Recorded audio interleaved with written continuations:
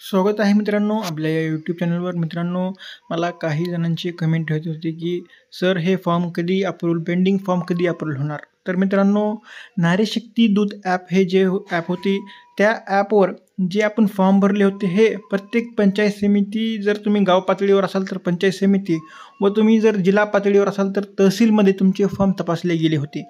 पण आता जी website portal आहे मित्रांनो, हे याचे फॉर्म आता प्रत्येक मतदारसंघ पातळीवर तपासले जाणार आहे. समजा तुम्ही जर ग्रामीण भागातले असाल तर तुम्ही मतदान जे तुमचे मतदारसंघ आहे त्या पातळीवर तुमचे फॉर्म तपासले जाणार आहेत.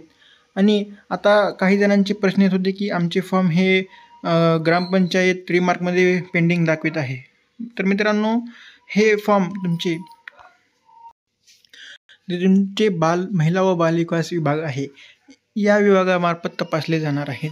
आणि जर शहरी पातळीवर म्हणजे तुमचे वार्ड किंवा जर तुमचे मतदारसंघ असेल तर त्या पातळीवर म्हणजे शहरात तुमचे वार्ड अनुसार फॉर्म तपासले जाणार आहेत मित्रांनो. व हे आता काही जणांचे प्रश्न येत होते की आमचं गाव लेवल पेंडिंग दाखवत आहे पण आमचे फॉर्म अप्रूव्ड झालेले आहे. तर मित्रांनो, तुमचे फॉर्म हे अप्रूव्ड झालेलं आहे. आता कुठं पण पेंडिंग जर दाखविला तर काहीही फरक पडणार नाही. तुमचे खात्यामध्ये पुढच्या महिन्याचे पैसे आता येणार आहेत.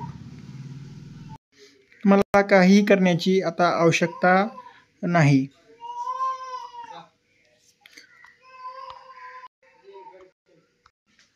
आणि जर तुमचे फॉर्म सर्व फॉर्म अप्रूव्ड झाले व तुमचे फॉर्म पेंडिंगच असेल तर तुम्ही तुमच्या जवळच्या महिला व बालविकास विभाग या खात्याला जाऊन भेटू शकता. तिथे तुम्ही तुमचे प्रश्न मांडू शकता. जर तुमच्याकडे ते सर्व अधिकार असतील तर तुमचे फॉर्म लवकरात लवकर अप्रूव्ड होईल.